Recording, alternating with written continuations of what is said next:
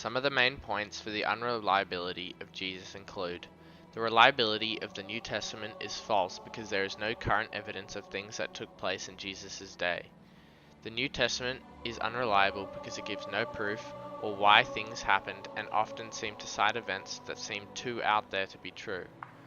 It would be hard for the disciple Luke to write his book without being in the area and asking questions. However, there still is a possibility that he over-exaggerated the miracles, and due to the time era, the miracles thought then are different to the sort of miracles thought of in present day. The Bible is a product of man, not God. Over countless translations, editions, and revisions, there is a chance that the story has been skewed. Even with the evidence that points towards the Bible changing over time, there is no way to prove that it was true in the first place. Fundamentalist Christians often view the Bible to be inspired word of God. This is why they say people should base their lives according to biblical teachings.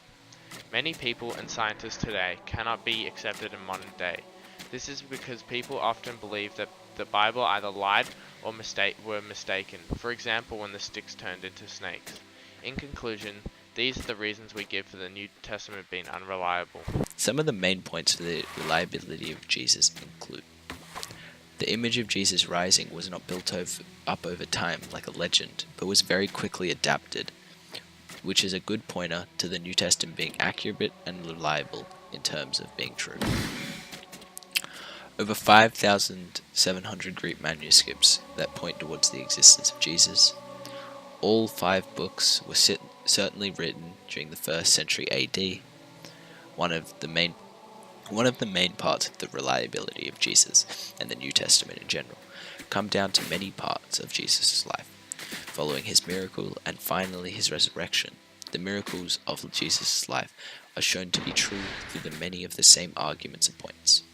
The miracles are talked about in more than one of the Gospels, showing that they are more likely that they did happen. For example, Jesus feeding 5,000 people, which is written about in all 4 Gospels. This is the main point. Many testimonies from non-Christian writers have supported the details about Jesus' existence. Over 99% of the original copies of text can be reconstructed beyond reasonable doubt, meaning the original copies of the Bible were accurately written and carried forward on through generation to generation. Ancient Jews used memorization tactics to tell their stories rather than writing things down. So the stories of Jesus were passed down over word of mouth rather than scrolls of text. Stories could be paraphrased or abbreviated as long as they were told the original intent of the story. So any changes to the Bible were made and kept the core ideas of this passage. Historians that write the accounts of the Bible did not distort history, even if it means that their point of view will be undermined due to their sense of truthfulness.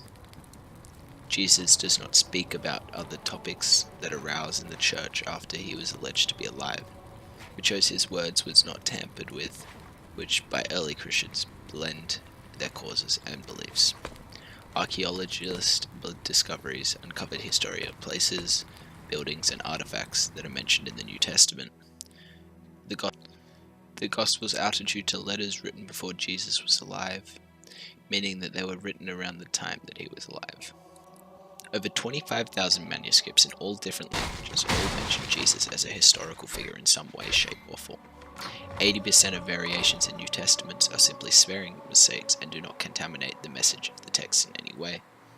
Even if the manuscript was destroyed, we could still accurately reconstruct the New Testament just through quotes of the early church priests.